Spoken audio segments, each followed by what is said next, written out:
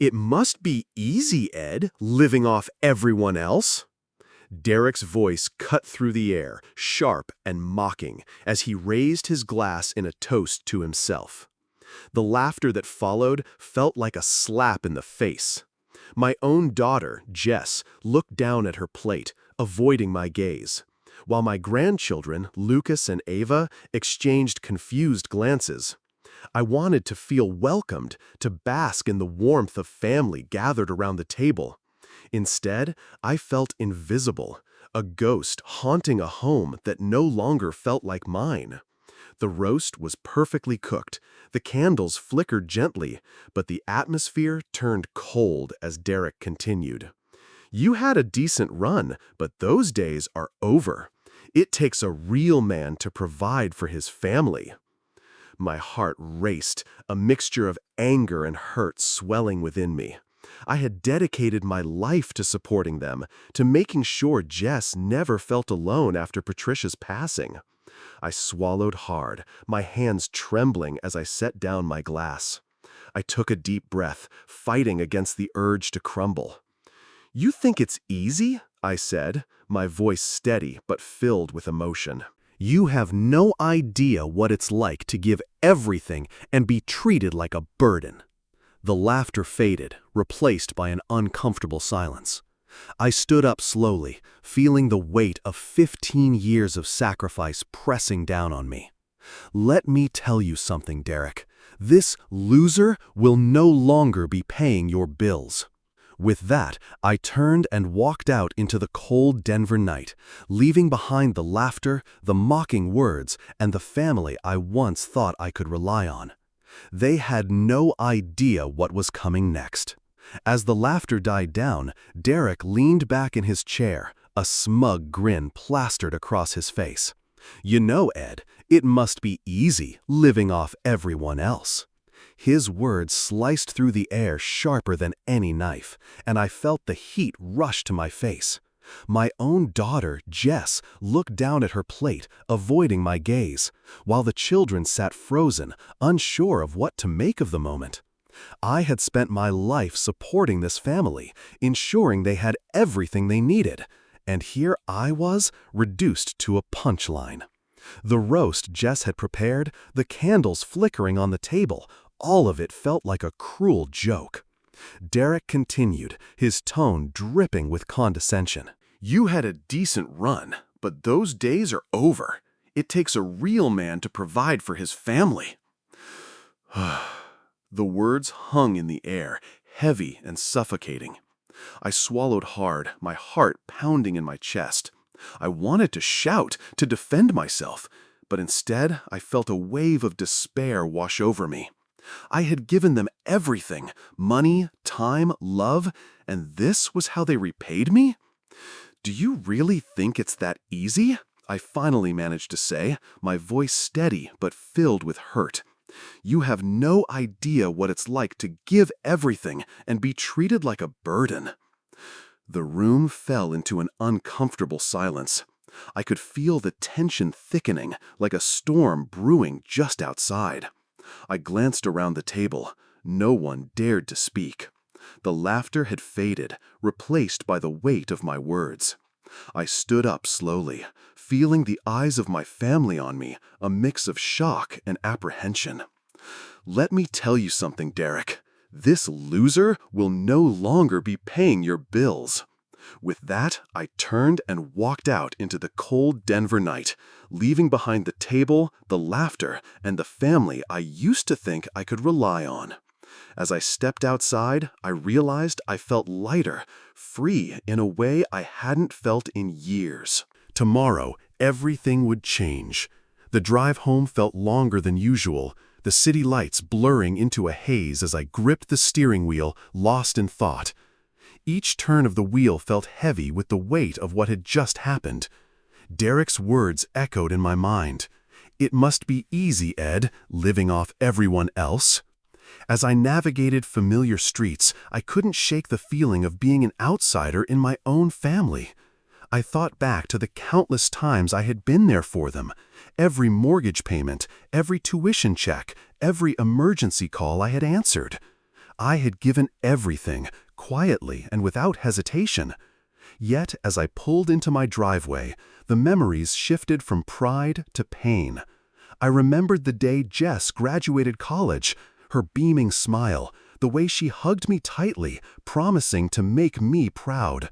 I had sacrificed so much for that moment, working overtime, taking on additional projects to ensure she could pursue her dreams.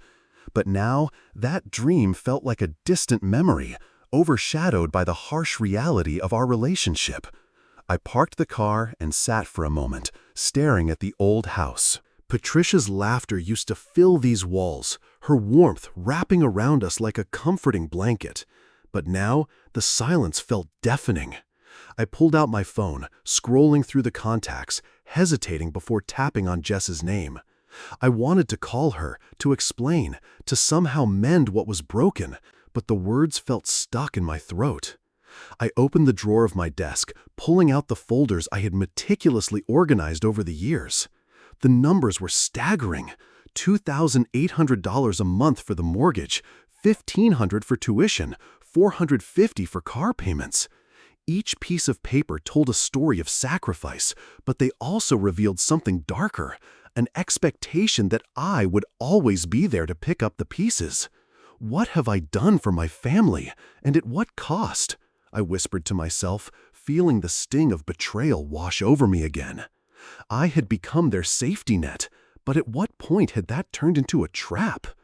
As I sat in the dim light of my study, I felt a flicker of resolve. Tomorrow, everything would change. I would no longer be a silent supporter, a ghost in my own life. I would take back control. I picked up my phone again, this time with purpose. I began to plan my next steps. Each call I would make, each payment I would cancel. I would no longer allow my kindness to be mistaken for weakness. With determination coursing through me, I took a deep breath, ready to face whatever came next. The next morning, the sun crept through the curtains, casting a warm glow across the room. I took a deep breath, steadying myself for the day ahead. Today, everything would change. I poured a cup of coffee and picked up the phone, my heart racing with a mix of anxiety and resolve. National Bank, this is Linda. How may I help you? I need to cancel all automatic payments from checking account 45789-42156. My voice was firm, cutting through the morning air. Are you sure, Mr. Walker? These payments have been active for years. Yes, I'm sure. Cancel them all. Mortgage, tuition, insurance, everything. I felt a wave of liberation wash over me as each confirmation came through. 12 minutes later, the mortgage payment was canceled, and I jotted down the confirmation number in my blue notebook, a symbol of my newfound control. Next, I called Cedar Ridge Academy. This is Ed Walker. I need to remove my credit card information from my grandchildren's account effective immediately. The voice on the other end was professional but confused. Mr. Walker, we'll need to verify your identity. Can you please provide the last 4 digits of your social security number? As I made each call, I felt lighter, almost euphoric. I was dismantling a safety net that had been suffocating me for years. The last call was to the Mercedes dealership. Yes, I'd like to withdraw my cosigner status on the lease. No, I will not be responsible for any future payments. With each step, I felt the chains of obligation loosening. I jotted down the last confirmation number, feeling a sense of accomplishment wash over me. Halfway through, Mike Richards rang my doorbell. He stood on the porch, concern etched on his face. "You okay, Ed? You seemed a bit off last night." I forced a smile, trying to mask the whirlwind of emotions inside me. "Just cleaning house, Mike, tying up loose ends." He looked at the folders, then back at me. "Looks like you're serious about this." I've been serious for a long time. I just never had the courage to act. As the day wore on, I felt lighter, the weight of 15 years of sacrifice lifting off my shoulders. I was no longer the silent benefactor. I was taking back my life, my dignity, and my peace. Tomorrow, I'd face Jess and Derek.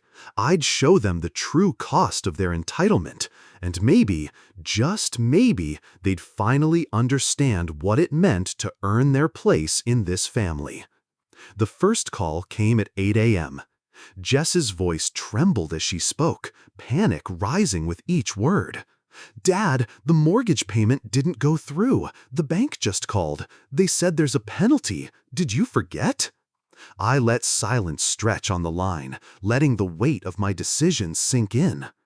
"No, Jess, I didn't forget. I canceled the payment." "What? Why would you do that?" Her voice cracked, confusion mingling with desperation. "We can't afford to be late, Dad. What about the kids' school?" I didn't reply, hearing the panic rising in her voice. The silence between us felt heavy, charged with unspoken fears. Within minutes, the emails began flooding in. Cedar Ridge Academy. Payment overdue. Immediate attention required. Mercedes lease. Utility bill past due. Each subject line was a reminder of the ticking clock, the unraveling fabric of their lives. I knew these notifications by heart, the very ones I had prevented from reaching Jess and Derek for years. The panic in the Miller household escalated quickly. Jess called repeatedly, her voice becoming more frantic with each attempt. "The school is going to withdraw the kids if we don't pay by Friday. What are we going to do?" Derek paced the kitchen, frustration boiling over. "He's doing this on purpose," he snapped, pointing an accusing finger at me. "He wants to see us squirm. He wants to ruin us." I could picture Jess trying to calm him down, but the tension was palpable. Their arguments echoed through the walls, ricocheting off the memories of laughter and warmth that used to fill this house. Lucas and Ava, hearing their parents' raised voices, exchanged worried glances. They were caught in the middle of a storm they couldn't understand. "Are we going to lose our house, Dad?" Lucas asked, his innocence cutting through the chaos. Ava clutched her rabbit, eyes wide with fear. Jess tried to reassure them. "No, honey, it's just grown-up stuff. We'll figure it out." But the truth was, they were teetering on the edge of a precipice, and I knew it. As the day wore on, the calls and messages kept coming. Jess's voice was filled with disbelief when she finally reached me again. "Dad, the car payment was declined. What are you doing?" I didn't answer. I was done being the silent supporter, the invisible safety net. I had made my choice, and now they had to face the consequences. That evening, I could hear Jess and Derek arguing through the walls, their voices rising and falling like the tide. They argued about money, about expectations, about me. I felt a pang of guilt, but remembered my resolve. This wasn't about punishment. It was about awakening.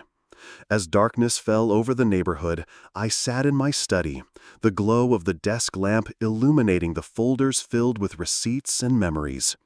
I had given them so much, but now it was time for them to learn what it meant to stand on their own 2 feet. The storm had only just begun. The silence in the house was deafening, filled with the weight of unspoken words and rising tensions. As I sat in my study, I could hear the muffled sounds of Jess and Derek arguing in the kitchen, voices rising and falling like the tide, their frustration spilling over into chaos. "Why didn't you warn me, Jess?" Derek shouted, his tone sharp and accusatory. "We had a plan. We were supposed to be a team." "I thought we were, but you didn't listen," Jess shot back, her voice trembling with a mix of anger and fear. "You've been so focused on your pride that you didn't even consider what this would do to us." The children, Lucas and Ava, huddled together in the living room, their faces pale and anxious. Lucas clutched his video game controller, but the screen was dark, his game forgotten amid the turmoil. Ava held her stuffed rabbit tightly, her eyes darting between her parents, unsure of what was happening, but sensing the tension. "Are we going to lose our house?" Lucas finally asked, his voice small, breaking the heavy silence. The question hung in the air, filled with innocence and dread. Jess turned to him, her expression softening momentarily. "No, sweetheart. We're just working things out. Everything will be okay." But even to my ears, her words sounded hollow. Derek paced the kitchen, frustration boiling over. "How can you say that? Did you see the notice on the door? We're running out of time." He slammed his fist on the counter, causing Ava to flinch. I felt a pang of guilt. I knew the truth, but I couldn't step in. I was the one who had made this decision, and now they had to face the consequences of taking my support for granted. Outside, the neighbors were beginning to notice. Mrs. Henderson, who always waved hello, now whispered with her friends at the mailbox. I could see them glancing over, their expressions a mix of concern and judgment. The walls felt like they were closing in around me. Jess's phone buzzed again, the school calling for the third time that day. "I'll get it," she said, her voice strained. "Hopefully they'll give me some good news." But as she walked away, Derek continued to grumble under his breath, frustration spilling out into the space between us. "Why are we letting him do this to us?" Derek sneered, and I could sense the shift in his tone. "He's just an old man with nothing better to do than tear our family apart." The words stung, and I felt the old anger bubbling back to the surface. I had given them everything, and now I was the villain in their story. Jess returned, her face a mask of worry. "They can't withdraw the kids until Friday, but we need to pay something, anything. If we don't, they won't let them back in school next week." "Then figure it out," Derek snapped, his voice harsh. "I'm not the one who lost my job, Jess. I can't do this alone." As their argument escalated, I stood in my study, frozen.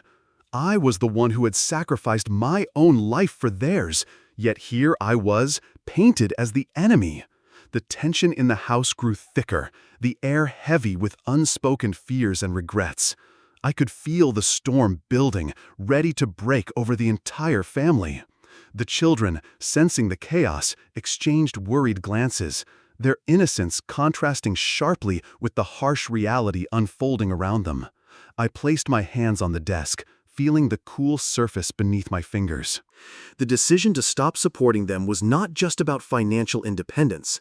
It was about teaching them a lesson they desperately needed to learn. And as I listened to the voices rising in the kitchen, I knew this was only the beginning of a long, difficult journey for all of us. Jess and Derek arrived at my door just after breakfast, their expressions a mix of anger and desperation. Jess stood there, her eyes red from crying, while Derek's fists were clenched, his jaw set tight. I didn't invite them in. Instead, I simply stepped aside, allowing them to march into my living room. "Dad, this has gone too far," Jess started, her voice shaking. "You can't just cut us off like this. The mortgage, the school, they're threatening to take everything away." Derek jumped in, his tone accusatory.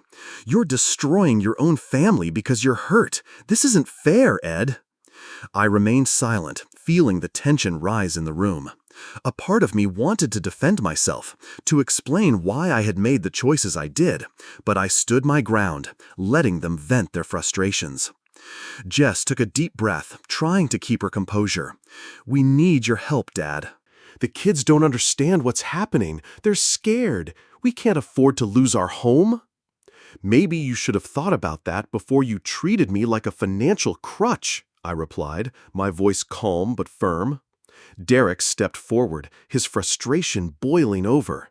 "You think you can just walk away after everything we've done for you?" His voice was rising, filled with indignation. "We depended on you." I walked over to my desk, retrieving the blue notebook filled with records of every dollar I had spent on them. I laid it on the coffee table, flipping through the pages. Let's talk about what's owed. The mortgage payments, the tuition for Lucas and Ava, car payments, medical bills, nearly $1 million over the years. You never asked for this, you just expected it. Jess's eyes widened, realization dawning on her. "We never meant to." "Exactly," I interrupted. "You never meant to say thank you. You've taken my kindness for granted." Derek's face flushed with anger. "There are laws, Ed. There are verbal contracts. You can't just cut us off without warning." "Show me the contract where I agreed to pay your bills forever," I said, letting the words hang in the air. "I'd love to explain to your lawyer how I've been financially abused for 15 years.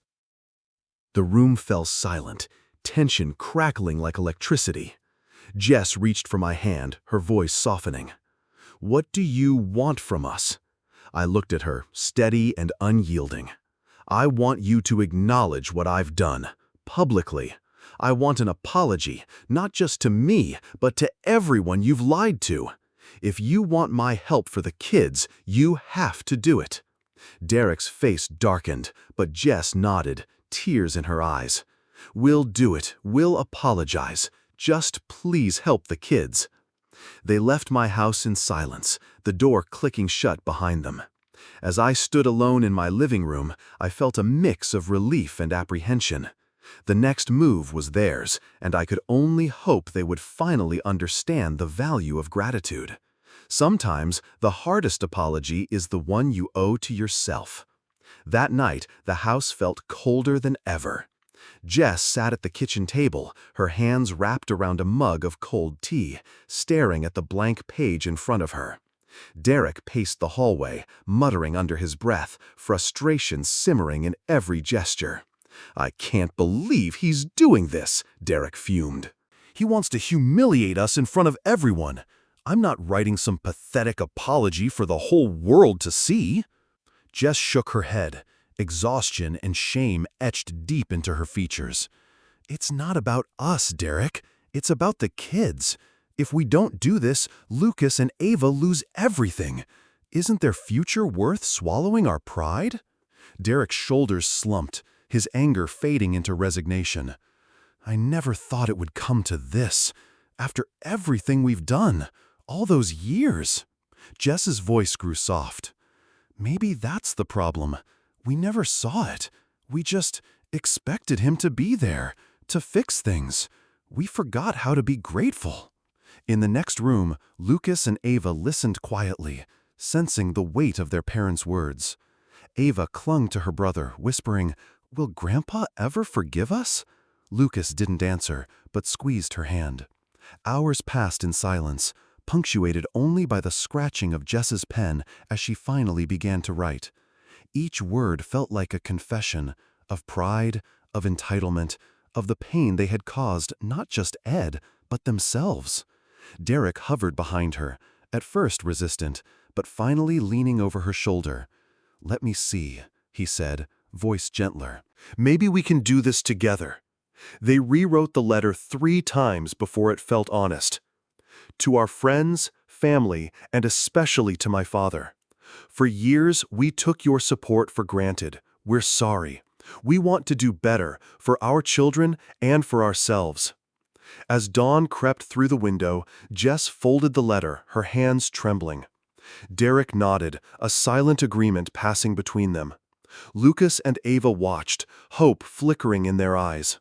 It wasn't easy, it wasn't perfect, but it was a start. When stability vanished, survival became the only lesson left. The first blow landed with a bright red notice taped to the front door. Foreclosure proceedings initiated. Jess stood in the driveway, arms wrapped tight around herself, as neighbors slowed their walks to stare and whisper. Derek tore the notice down, but shame clung to the family with every sideways glance. A week later, the Mercedes was gone, towed from the curb while Lucas watched from the living room window, silent and pale. Jess tried to explain, voice quivering, but Lucas only nodded, eyes cast downward. Ava cried, hugging her stuffed rabbit, asking if they would have to move again. Bills piled up on the kitchen counter, each envelope heavier than the last. Lunches shrank to peanut butter sandwiches, after-school activities vanished, and the pantry seemed emptier with every passing week. Jess canceled ballet for Ava and soccer for Lucas, her apologies growing more strained by the day. At school, the principal called Jess into the office. "We'll need full tuition by Friday, or both children will be withdrawn." Jess nodded, swallowing her tears, then called every relative she could think of. Nobody had the means or the will to help. Jess took a job at Aspen Market, the same store where she once shopped, without a second thought. The work was hard, the hours long, and the pay barely enough to keep the lights on. Derek's office called too. Sales numbers down, performance under review, no promises about the next paycheck. He came home exhausted, snapping at Jess and the kids, the stress evident in every word. The house grew quieter, heavy with unspoken disappointment and worry. Lucas and Ava tried to adapt, but the changes wore on them. New schools, new routines, no more treats or fancy weekends. When Ava asked why Grandpa didn't visit, Jess didn't know how to answer. Hushed voices among neighbors grew louder. Mrs. Henderson at the mailbox, Mr. Franklin at the grocery store, whispers about the Millers' fall from grace. Jess avoided eye contact, head down, determined to get through one more day. Then, one morning, Jess slipped the carefully written apology letter into a stack of mail for Ed. Her hands trembled, but she knew it was the only way forward. Derek signed his name at the bottom, silent but resigned. Ed, across town, found the envelope in his mailbox that evening. He unfolded the letter, reading the words over and over, feeling a mix of pain and hope stir within him. Maybe, finally, the lesson was sinking in. Maybe this was the beginning of something real. Forgiveness can be a door, but only if you're brave enough to open it. I found the envelope waiting in my mailbox, Jess's handwriting shaky but familiar. For a long moment, I just stood there on the porch, sun setting, birdsong fading, wondering if I even wanted to open it. Part of me ached to believe in second chances. Another part was wary, hardened by years of disappointment. Inside, the words were simple, honest, almost painful in their humility. "To my father and to everyone we've let down. We took your support for granted. We're sorry. We want to do better for our children and for ourselves." My hands trembled as I read, memories crowding in. I saw Jess as a little girl, running to me after her first day of school, arms wide with pride. I heard Patricia's voice, gentle and wise, reminding me that love sometimes meant letting people fall so they could learn to stand. But the pain was still there. I thought of every bill paid, every promise kept, every night alone in this house, wondering if any of it had mattered.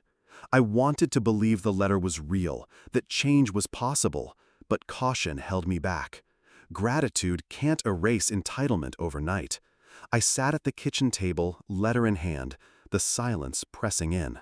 Was this true remorse, or just desperation? Would Jess and Derek really change, or was this another plea for rescue? Still, something in her words, some note of humility, or maybe just exhaustion, rang true. For the first time in years, I felt a small door in my heart begin to open. I decided, then and there, that I would help Lucas and Ava directly. Tuition, medical needs, essentials, they would not suffer for their parents' mistakes. But as for Jess and Derek, they would have to prove themselves, step by step. I folded the letter, placed it next to Patricia's photo, and stared out the window as darkness settled over Denver. The past couldn't be changed, but the future, maybe, just maybe, could be rebuilt with honesty and hard work. Tomorrow, I would make my first call to the school. But trust, I knew, would take much longer to return. Real gratitude isn't in the words. It's what you do after the apology. I started small. A check sent straight to the school for Lucas and Ava's tuition. No middleman, no questions asked. I called the pediatrician's office and made sure all their medical bills were covered. I dropped off groceries at Jess's door. Healthy food, nothing extravagant, nothing that screamed pity. Jess messaged me, a short text that simply read, "Thank you, Dad. We'll handle the rest." No requests for more. No subtle hints for extra help. Just gratitude, simple and new. Derek, for his part, picked up shifts wherever he could, washing cars, working weekends at a hardware store. I saw him once, late in the evening, his shirt stained from a long day. He nodded at me, a silent acknowledgement, pride mixed with humility. The kids were different too. Lucas didn't ask for a new phone or the latest sneakers. Ava, when ballet lessons moved to the community center, smiled and said, "As long as Grandpa comes to watch, I'm happy." They brought me handmade cards, crayon hearts, and lopsided thank you notes. I taped them to my fridge, more precious than any gift. Family dinners changed. Gone were the lavish roasts and fancy desserts. Instead, we shared pasta and stories, laughter replacing awkward silences. Jess listened more, spoke less. Derek offered to help with the dishes. Lucas and Ava set the table, proud to help. I watched as they learned to live within their means, Jess budgeting, Derek fixing up the old car himself, the kids helping with chores. There were still moments of struggle, but no more entitlement, no more silent expectations. Only effort, humility, and a growing sense of pride. One afternoon, Lucas and Ava ran up to me in the park, breathless from playing. "Thank you for everything, Grandpa," Lucas said, hugging me tight. Ava slipped a drawing into my hand, our family, all of us smiling, standing together on solid ground. I smiled, pride swelling in my chest. But I didn't let myself get carried away. Trust takes time. Change is slow. I kept my boundaries firm, my heart open but cautious. Still, I began to believe, maybe this time we were getting it right. Sometimes the simplest meal is the one that finally fills you up. Jess and Derek arrived on time, Lucas and Ava tumbling through my front door with laughter and stories from school. There was no expensive wine this time, no elaborate roast, just pasta, garlic bread, and a homemade apple pie Jess had baked herself. The table was crowded with mismatched plates and the easy chatter of people who were finally learning how to be a family. Derek offered to help set the table, and Jess handed me a small envelope. "We paid off the last of the car repairs ourselves," she said, pride flickering in her eyes. "I wanted you to know." Lucas showed me his report card, nothing but honest effort, and a note from his teacher about his kindness with new classmates. Ava handed me another crayon drawing, this one of our family at the park, holding hands beneath a bright sun. "Thank you, Grandpa," she whispered. We ate slowly, savoring the food and the company. For the first time in years, I didn't feel like an outsider or an ATM. I felt like a father, a grandfather, a piece of something whole. After dinner, Derek collected the dishes, and Jess joined him in the kitchen. The kids sprawled on the living room rug, giggling over a board game. I watched them, a quiet contentment settling in my bones. Jess returned to the table, her face serious but warm. "Dad," she said, "I know we have a long way to go, but I want you to know we're grateful, not just for the help, but for the boundaries, for giving us the chance to figure things out." Derek nodded, pride and humility mingling in his expression. "It wasn't easy, but we needed it. Thank you."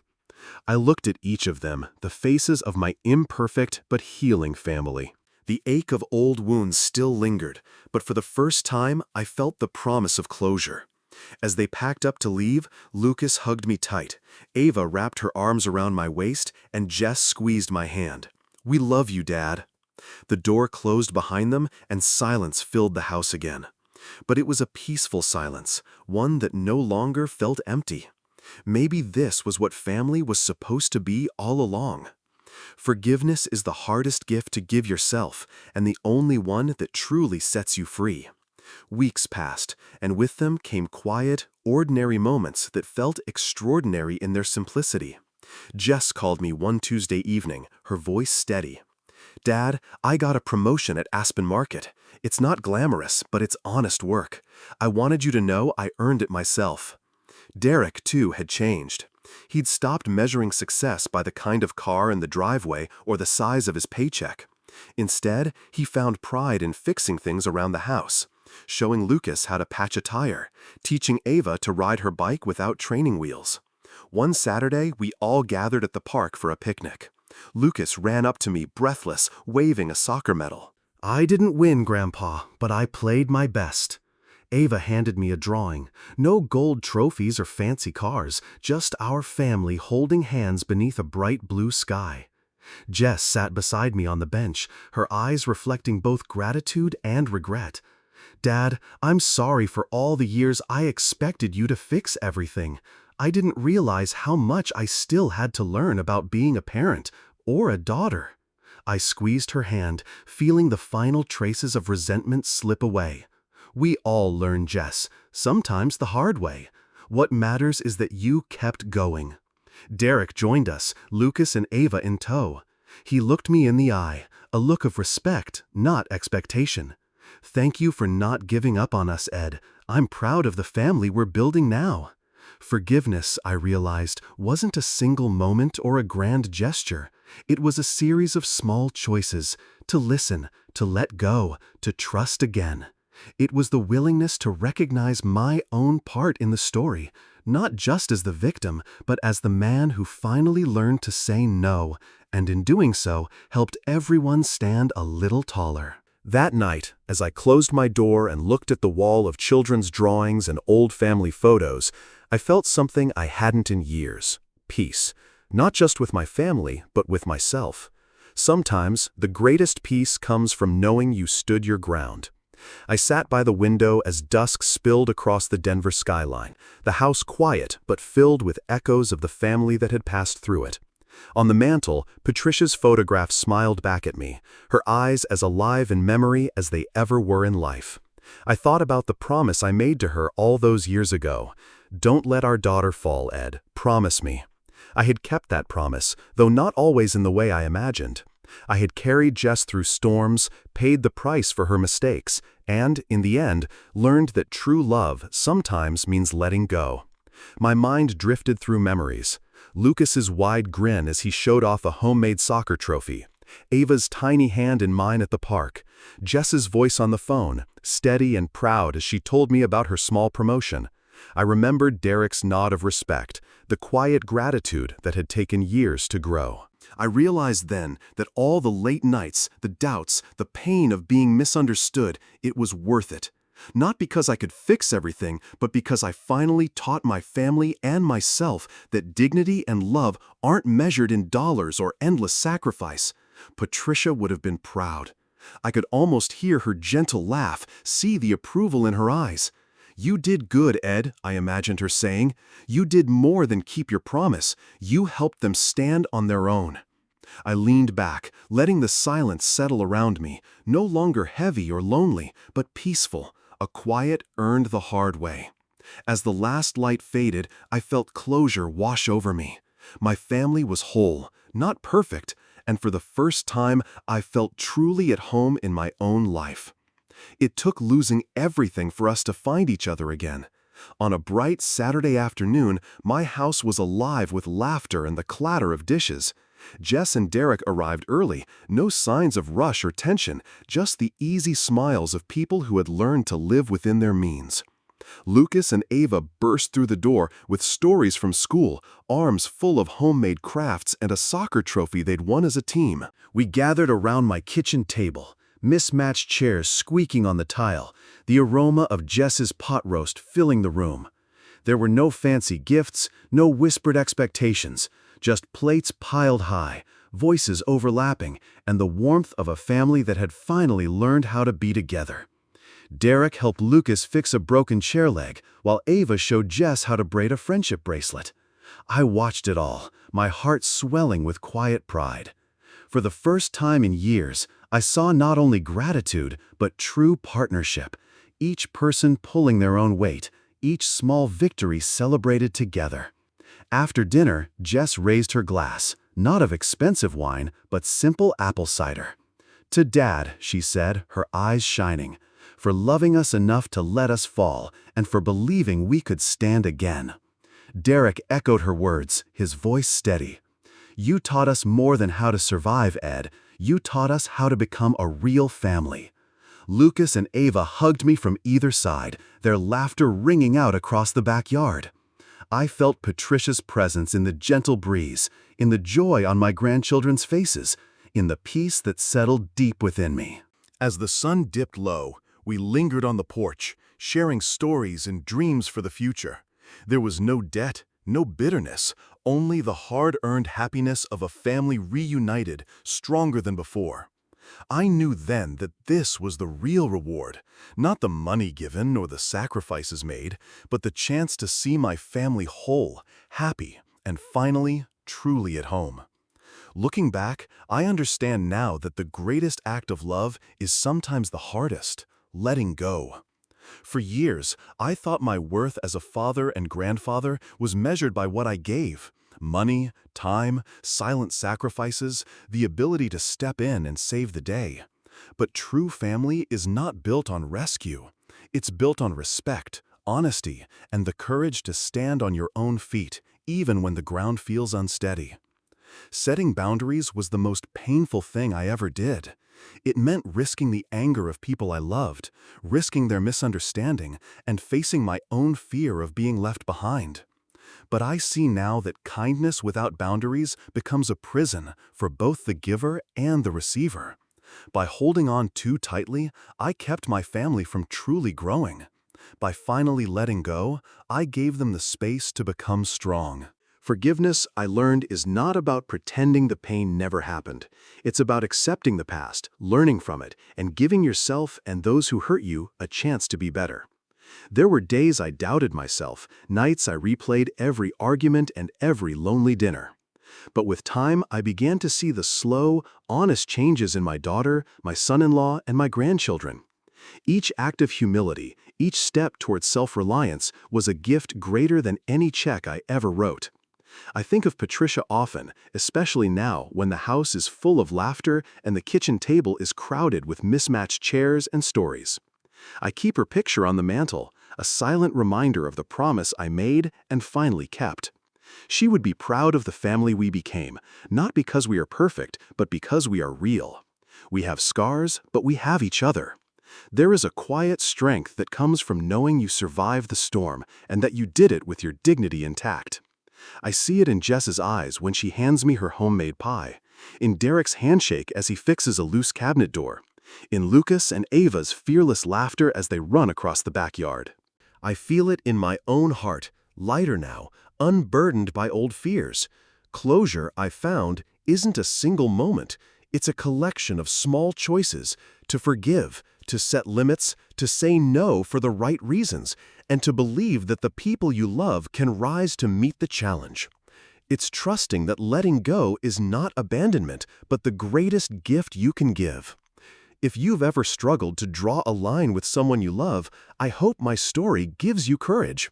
If you have carried the weight of an unspoken promise for too long, know that it's never too late to reclaim your peace. Family is not about endless giving.